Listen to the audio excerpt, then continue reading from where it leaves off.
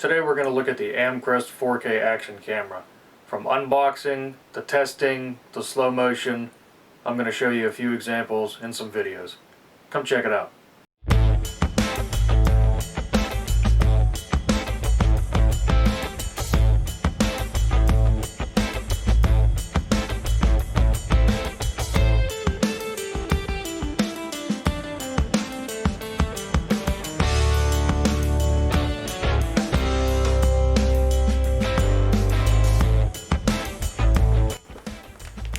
After opening up this box, it came with all the mounts, the camera, the waterproof case, bicycle mount, back clips, mount connectors.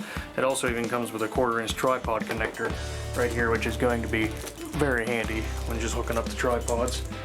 It comes with the adhesive helmet mounts here, some spare adhesive, your helmet straps, and of course a USB charge cable. Here's the camera. Comes in the box like this, in the case, ready to go. Got all your buttons, you can access from the side. There's still a protective covering on the back that I can pull off of there. There's one on the front. To get this out of the case, just follow the arrow right there, push to the side, and you'll pull up on this right here. So push, up,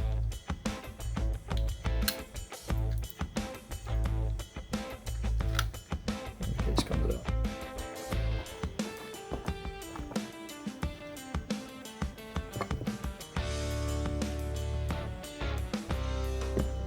Upon powering this on, you hold the mode button down for 2 seconds. Blue light kicks on.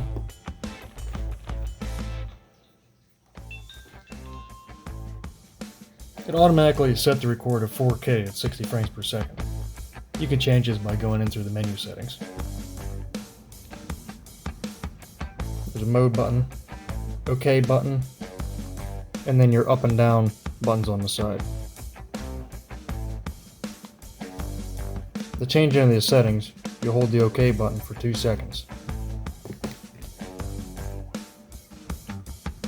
That will bring up the menu. Using your up and down buttons, you can go through playback, settings, and the camera. We'll go into settings by pressing the OK button at the top. Alright, we're going to go through the menu here with the up and down button. You can go through the 2.7K, 1080 frames at 1080p at 120 frames per second, 60 frames, 30 frames, 720p at 240 frames per second, 120, 60, 30. And then it starts over to 4K. If you want to change modes into your settings down here, you'll just click the mode button on the front, and you can go back into the menu. Set your white balance, exposure setting, video quality. This was set to medium when I started, so I set it to high. Got a little bit better pixel quality on it. Time watermark, that was also set to high, I turned off. Record audio, you can turn that on or off, which is kind of nice. Hit the mode button again, it takes you back into the side menu. You can turn on flip image in case you have them upside down mounted. Wi-Fi is for controlling it from your Android or iPhone device instead of using the menu system I'm using right now, which is actually a lot easier. LED indicators you can turn on or off, which are right here. There's one on the front here. Auto sleep at 30 seconds and auto power off.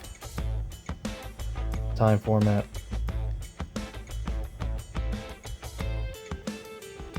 And then to exit, you press the mode button, then hit OK again, then you're back into that. Now if you want to just take a snapshot, you click it on the front here, and it gets you to take a snapshot at 20 megapixels. You can go in and edit that as well by holding the OK button for 2 seconds, bringing up the menu, hit OK button again, go to the resolution, and then you can change it from these settings. You can also set your white balance, exposure, metering, sharpness, long exposure, etc. Same thing, mode, enter to change it. Now to change it to hyperlapse and other things, you'll hold the OK button on the top here, go into camera, hit OK, and this is where you change your settings. So as you can see, it starts at record, slow-mo, loop, time-lapse, snapshot, auto snap, burst, and timer. You can learn more about this in the user's manual, but you can customize everything underneath these settings. So if I go into the time-lapse, again, hold my OK button on the top for 2 seconds, go to settings, you can get your recording resolution and your recording interval, which is very important. So you can set it to however many settings you would like, which goes all the way to 1 minute intervals, which is great for doing long-term projects such as building or working on vehicles.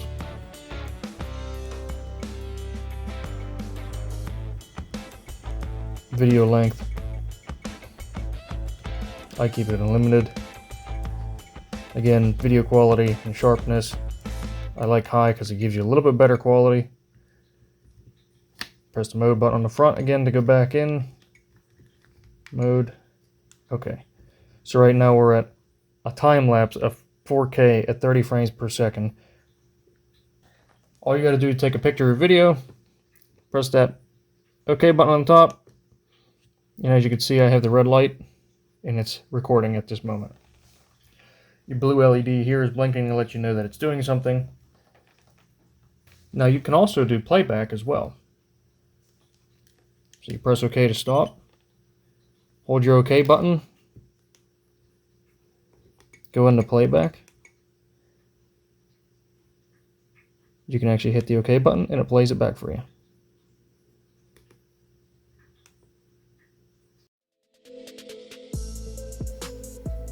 I decided to start off with a 14-hour time lapse. It took about 20 seconds for the entire day. As you can see, it doesn't really differentiate the light and the dark, so it's doesn't really focus and bring in all the colors. Next I went with a deer I found in the woods on a quad.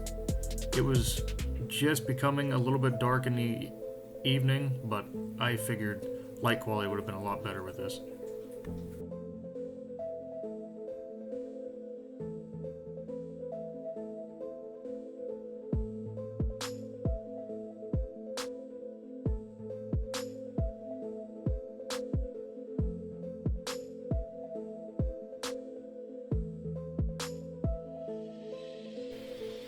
I decided to put it on my dog, which he did not like. So here's a view from underneath of his head.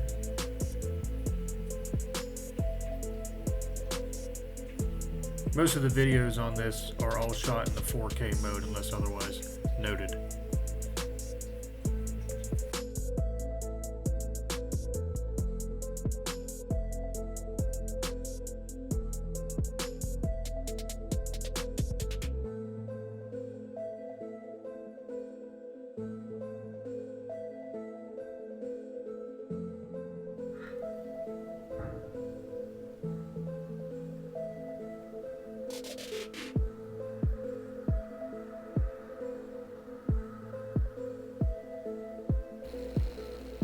I decided to attach it to my Echo weed eater and give it a try.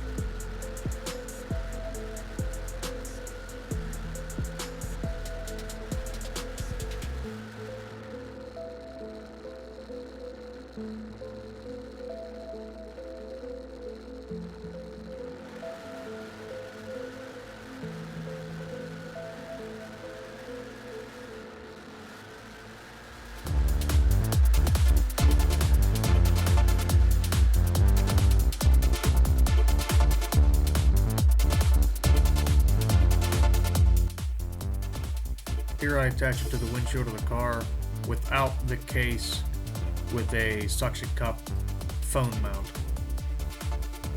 This is running 4K at the 60 frames per second.